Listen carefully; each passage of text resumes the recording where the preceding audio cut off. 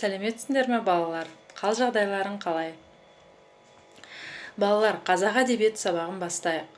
Қазақ әдебиет сабағында білімлентте тапсырма орындауды үйренейік. Оның үшін біз білімлент бағдарламасы бойынша берілген тақырыпты, аудионы тыңдап, жақсы түсінсек, 9 тапсырманы өте жақсы орындаймыз, жақсы бал жинаймыз. Әрі қарай бүгінгі сабағымыздың тақырыбын жалғастырайық. Әрі мақсаттармен танысайық. Әл-Фараби тіршілікте құрыштай бол төзімді. 2-ші сабақ. Міне балалар.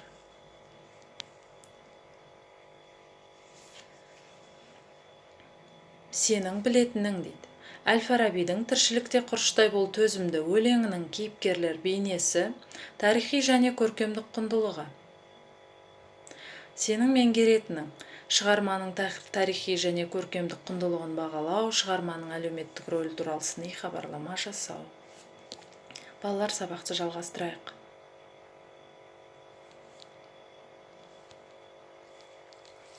Сабақтың мақсаты. Міне. Балалар, білімлентте Әл-Фарабидің өлеңін, аудиосын тыңдап көрсеңдер болады. Мына жерде өлеңнің өзі жазылған. Әрі қарай осы өлеңді теориялық білімге жүйене отырып, жаңа тарихи көркемдік құндылығын талдайтын боламыз. Әбу Насыр Әл-Фараби. Тіршілікте құрыштай бол төзімді. Тіршілікте құрыштай бол төзімді. Сан мәртебе алдаса да өзіңді. Тағдырыңды еш уақытта жазғырма, тіпті кейде болса зәзіл азғырған. Өрге жүзген өнегелесімен таңда дал дос өз теңің ішінен. Жүргендер көп, достық атын малданып, алайда тек қалма оған алданып. Аударған Аян Саналы. Міне балалар, қандай керемет, керемет дауыстан тыңдап көрдік. Өлеңнің мазмұнын 2 сабақ бойы оқып, жақсы түсініңдер деп ойлаймын. Тіршілікте құрыштай бол төзімді деген, тіршілік деген бұл жалпы өз өміріңде, өз өміріңде көп қиыншылыққа шыдайтын, төзімді болу керек деп отыр. Қанша өмірден алданып қалсаң да, тағдырыңда қиыншылықтар келсе де, еш уақытта жазғырып, қайғыға, мұңға салынба деп тұр, Бірақ өмірде қателеспес үшін адал досты өз теңінің ішінен табу қажет дейді. Ол саған әрдайым бірге қолдау көрсетіп жүретін адал досың болсын дейді. Ал амал дос дегеніміз, жүргендер көп, достық атын малданып, алайда тек қалмауған алданып дейді. Кейбір достар өзінің пайдасына жүгіне отырып, біреуден пайда көруге алдап дос болып жүреді. Ол уақытша достар. Ол қасыңда ұзақ табыла бермейтін достар болады. Соны жалпы қарапайым тілмен айтқанда осылай. Осы 2-ақ шумақ өлеңде кішкентай ғана адамның өміріндегі достардың қандай болатынын сипаттап өткен. Ал балалар, енді теориялық білімге жүгінейік. Біз алдағы тапсырмаларымыз осыған байланысты болады.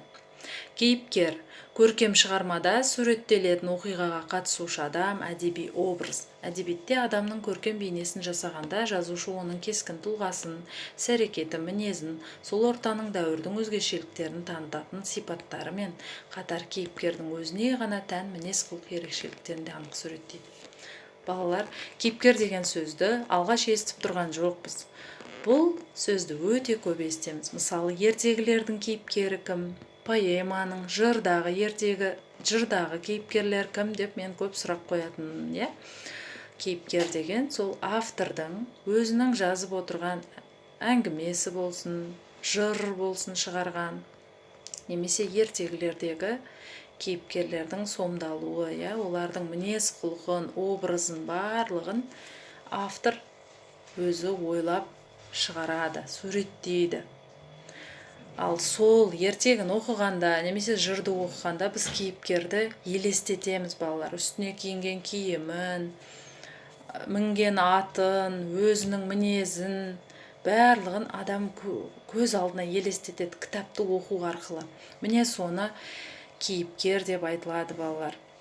Көркем әдебиеттегі жеке адамға тән мінездер ол адамның мінез құлқын, нанымын, сенімін, ой пікірін, өмірге көзқарасын, психологиясын, күйініш сүйінішін, басқаларға қарым-қатынас, сөздік қорын, тіпті оны қолдаудағы ерекшеліктеріне шейін қамтиды балалар.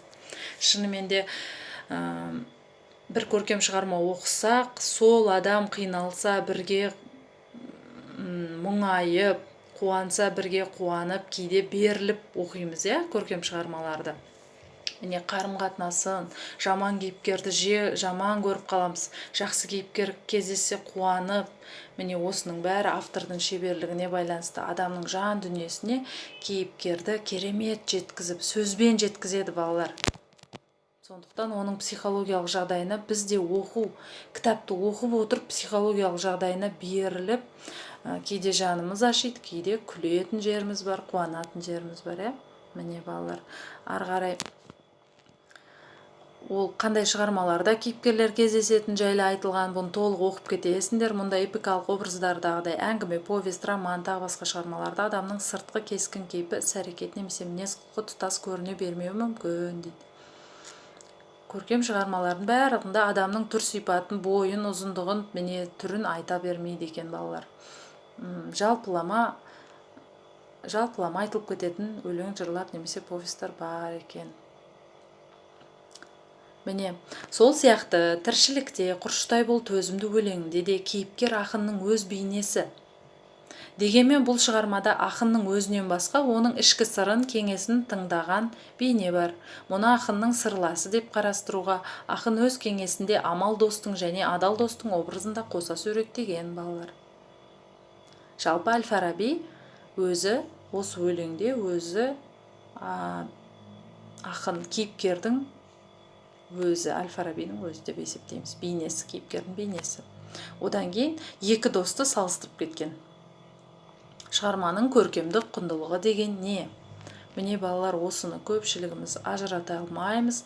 Бүгін осы сабақтан түсінек. Шығарманың көркемдік құндылығы деген әдеби шығармадағы мазмұн мен мағына, түрлі суреттеу тәсілдер арқылы ой сезім байлығының сөзбен мүсіндеп жеткізілуі. Мен сендерге жаңа жоғарыда айтып кеттім. Автордың сөзбен керемет адамды сипаттап, өмір жағдайын сипаттап, психологиясын, мінезін сөзбен келтірсе, соны оқып отырған кезде біз қатты әсер алсақ, сол көркемдік құндылығы болып саналады. Егер көркемдік құндылығы болмаса, сендер оқып отырған шығарманы түсінбесеңдер, ол сендердің естеріңде қалмайды, жан дүниелеріңде қалмайды. Ол кейіпкерге не жандарың ашымайды, не қуанбайсыңдар. Міне осылай балалар. Соны көркемдік құндылық деп айтылады. Барлық адами құндылықтарды енгізе отырып, ой сезімін, байлығын сөзбен мүсіндейтін, сөзбен сурет салатын дейді ғой. Осындай авторларды көркемдік құндылығы сипаттайтын деп айтылады. Ал тарихи құндылығы шығармада көтерілген мәселенің өміршеңдігі, әрбір заманда да өзекті бола білуін айтуға болады. Шығарманың мазмұнында тарихтан сыр шертер оқиғалар немесе автордың сол тарихи оқиғаға қандай да бір қатысының болуы да шығарманың тарихи құндылығын арттыра түседі.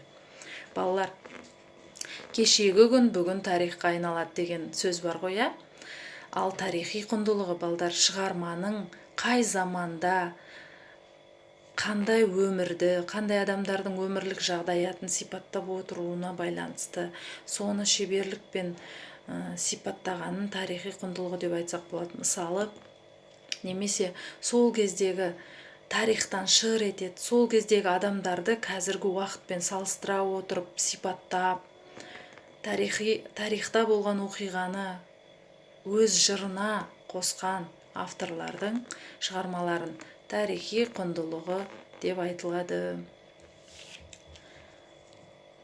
Арттыра түседі дейді. Шығармада қандай мәселе көтерілген? Өмірдің сан қилы жолдары, сол жолда адал дос табу аталған мәселенің әлеуметтік рөлі туралы өзіндік көзқарасыңды сыни пікір білдіру үшін дейді. Шығармада көтерілген мәселені айқында, мәселенің әлеуметтік рөлі туралы ойлан. Міне балдар, шығармада көтерілген мәселені анықтаңдар десем, көбінесе түсінбей қалатын едіңдер, қандай көтерілген мәселе деп. Бұл сыни ойлау қабілетін дамыту үшін берілетін сұрақтар балдар. Бұған аздап ойлану қажет. Мысалы, сыни пікір білдіру үшін, ойлану үшін шығармадағы көтерілген мәселені айқындау керек. Не автор не жайында айтқысы келіп тұр адамдарға? Міне осыны. Одан кейін әлеуметтік рөлі туралы ойлан. Бұл адамдардың өмір жағдайында керек па? Білуі қажет пе? Міне осыны айтады. Өмірде адал дос пен амал достың қандай болатынын білуіміз қажет пе, немесе білмей жүре берсек бола ма? Міне осыған ойланып қараңдар. Көтерілген мәселенің өзектілігіне баға беру, автордың жеткізу шеберлігін, оқырманға әсерін талда дейді. Ақын кеңесіне баға бер. Ақын қандай кеңес болады, өмірде алданба деп кеңес беріп тұр ғой. Міне соны талдап көр дейді. Мәселені жеткізудегі автор қолданған көркемдік тәсілдерге талдау жаса. Автор теңеу, немесе гипербола қосқан шығар, теңеу, кейіптеу қосқан шығар, Міне осыларды көркемдік қандай тәсіл қолданып сипаттаған байқап көр дейді. Өз көзқарасыңды, пікіріңді білдір. Сын дегеніміздің өзі не? Міне балдар, сыни пікір білдіріңдер, өлеңді сыни талдаңдар деген кезде, осы берілгендердің бәріне жүгіне отырып, маған ойларыңды жазып, дәптерге жазып берсеңдер, сендердің сыни эсселерің болады. Алдағы уақытта есте сақтап қалыңдар, жазып алуларыңа болады. Енді сын дегеніміздің өзіне. Сын ең алдымен белгілі бір құбылыс туралы қоғамдық ой пікір. Міне балалар, сыни ойлау барлығымызда бар. Біз іштей сыни ойлана аламыз балалар. Әр қандай тақырыпта да, тек қана қазақ әдебиетінде емес, математика саласында, барлық салада біз ойлана аламыз. Белгілі бір құбылыс туралы деп тұр ғой, қоғамдық ой пікір. Өзіңнің жеке сыни пікірің. Сыни пікір, сыни хабарлама деген не дейді? Міне бұл енді көркем шығарманың көркемдігіне баға беріп, бейнеленген өмір шындығының қалай көрініс бергенін талдап, оның мән маңызын түсіндіретін ғылыми публистикалық стильдегі жанр түрі. Міне балалар, жоғарыда айтып кеттім, осы жоғарыда берілген сыни пікірді жазу ережелерін жақсы білген адам сыни пікір немесе сыни хабарламаны өте жақсы жаза алады.